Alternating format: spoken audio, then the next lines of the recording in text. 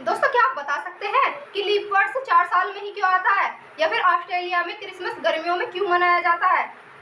अगर आप नहीं जानते हैं तो आज की क्लास को बिल्कुल ध्यान से देखना, क्योंकि आज आपको अपने सभी सवालों का जवाब मिल जाएंगे। ये जो जितने भी क्वेश्चन है ये आज के हमारे टॉपिक से रिलेटेड है, जो कि आज का हमारा टॉपिक है पृथ्वी की गतियां। ये हमारा भूगोल एनसीईआरटी का क्लास 6 का चैप्टर नंबर 3 है। अगर आपने अब से पहले के 2 चैप्टर नहीं देखे हैं तो चैनल को सब्सक्राइब करके देख सकते हैं। आज की वीडियो में जो हम जानेंगे घूर्णन और परिक्रमण क्या है, क्योंकि जो हमारी ऋतुएं हैं वे सभी हमारी घूर्णन और परिक्रमण पर निर्भर करती हैं कि पृथ्वी घूमती कैसे है और परिक्रमा कैसे करती है। ये टॉपिक आपको बिल्कुल ध्यान से समझना है। और हाँ दोस्तों, लीप वर्ष 4 साल में क्यों आता है और ऑस्ट्रेलिया में क्रिसमस गर्मियों में क्यों मनाया जाता है, इसका जवाब भी आपको घूर्णन और परिक्रमण से ही मिल जाएगा। तो दोस्तों शुरू करते हैं।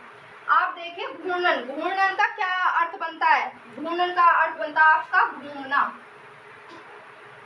और पृथ्वी घूमती है, ये सब आप जानते हैं कि पृथ्वी घूमती है। और परिक्रमण परिक्रमण का क्या मतलब बनता है? परिक्रमा करना। पृथ्वी किसकी परिक्रमा करती है? सूर्य की। सूर्य की परिक्रमा करती है। और घूर्णन घूमती कहाँ है? घूमती है वो अपने अक्ष पर। जो पृथ्वी का अक्ष, जैसे ये पृथ्वी होती है, ये 23.5 डिग्री अपने अक्ष पे ऐसे झुकी हुई है। ये ऐसे झुकी हुई है 23.5 डिग्री। ये मैंने आपको कल करा दिया था। और ये अपने अक्ष पर ऐसे राउंड राउंड घूमती रहती है। क्या आप बता सकते हैं ये कौन सी दिशा में घूमती है? ये आपकी पश्चिम से पूर्व घूमती है पृथ्वी। तभी तो आपको जो सूर्य है वो पूर्व से पश्चिम घूमता हुआ दिखाई पड़ता है, क्योंकि सूर्य नहीं घूम रहा होता, ये पृथ्वी घूम रही होती है।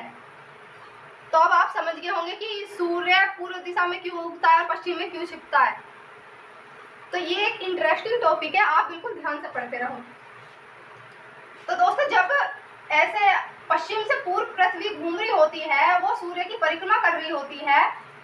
परिक्रमा तो कर रही होती है, लेकिन वो पश्चिम से पूर्व जो घूम रही होती है ना, वो अपने अक्ष पर घूम रही होती है। और ऐसे ही जब वो पूरी साल घूमती है, अपने अक्ष पर भी घूमती है और ऐसे सूर्य के राउंड राउंड भी घूमती है ऐसे। तो जब वो अपने अक्ष पर तिरछी झुकी हुई है, तो अगर आज यहाँ पर सर्दी है, इधर गर्मी है, इधर सर्दी है, तो कल आपकी इधर गर्मी होगी, इधर सर्दी होगी। इस तरीके से घूमते घूमते पृथ्वी की ऋतुएं होती है ये। जैसे कि अगर इससे समझिए आप, अगर उत्तरी गोलार्ध में है सूर्य, अगर उत्तरी गोलार्ध में सूर्य है तो सूर्य की जो किरणें सीधी पड़ेंगी वो उत्तरी गोलार्ध में पड़ेंगी, भूमध्य रेखा से उत्तरी गोलार्ध की तरफ। दोस्तों, जब सूर्य की किरणें उत्तरी गोलार्ध में सीधी पड़ती हैं तो यहाँ पर कौन सी ऋतु होती है? यहाँ पर होती है आपकी ग्रीष्म ऋतु। और जब यही इस सूर्य की किरणें आपकी इसमें दक्षिणी गोलार्ध में चली जाती है तो यहाँ पर ग्रीष्म ऋतु होती है। अगर यहाँ पर उत्तरी गोलार्ध में सूर्य की किरणें पड़ रही हैं सीधी, तो बताइए यहाँ पर ग्रीष्म ऋतु होगी, तो यहाँ पर तो तिरछी पड़ेंगी, तो यहाँ पर कौन सी ऋतु होगी? तब यहाँ पर होगी शरद ऋतु। उसी तरीके से जब यहाँ पर सूर्य आ जाएगा और यहाँ पर सीधी किरणें पड़ेंगी इसकी, तो यहाँ पर कैसी पड़ेंगी? यहाँ पर तिरछी पड़ेंगी, तो यहाँ पर कौन सी होती है? यहाँ पर होती है आपकी शरद ऋतु।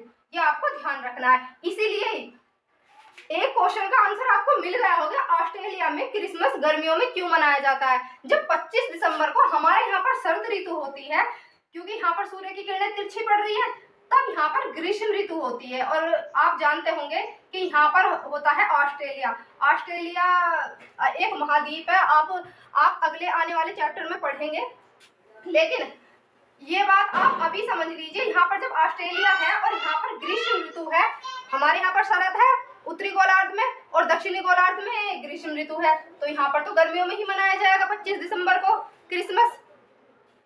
ये आपने समझ लिया। अब लीप वर्ष 4 साल में क्यों आता है, ये आपको समझना है। जब सूर्य की परिक्रमा करती है पृथ्वी, ऐसे ये सूर्य है और इसकी परिक्रमा कर रही है पृथ्वी, वो अपने अक्ष पर 24 घंटे में घूम जाती है ऐसे। लेकिन ऐसे कितने दिनों में घूमती है वो घूर्णन तो करती है 24 घंटे में अपना पूरा अपने अक्ष पर, लेकिन सूर्य का परिक्रमण वो 365 दिन और आपके 6 घंटे में करती है। 6 घंटे में आपका परिक्रमण पूरा करती है। लेकिन आप एक साल में 365 दिन मानते हैं कि एक साल में 365 दिन होते हैं, वो 6 घंटे कहाँ चले जाते हैं बताइए? 6 घंटे का तो कोई दिन नहीं बनता। इसलिए 4 साल में जब वो 6 आपके 6 और 6 ऐड होके वो 24 घंटे बन जाते हैं। 24 घंटे यानी कि एक दिन, जब एक दिन बन जाता है तो ये एक दिन आपका फरवरी में काउंट हो जाता है और ये लीप वर्ष कहा जाता है। दोस्तों आप समझ गए होंगे कि लीप वर्ष क्यों होता है। लीप वर्ष इसीलिए होता है कि ये जो 6 घंटे आपके एक्स्ट्रा पृथ्वी ले रही है सूर्य का चक्कर काटने के लिए, परिक्रमा करने के लिए, तो ये जो 6 घंटे ऐड होके 4 साल में आपके इस फरवरी में ऐड हो जाते हैं और इसीलिए ये लीप वर्ष 4 साल में आता है। घूर्णन भी समझ लिया, परिक्रमण भी समझ लिया। अब ये प्रदीप्ति व्रत क्या है बताइए? क्या है प्रदीप्ति व्रत?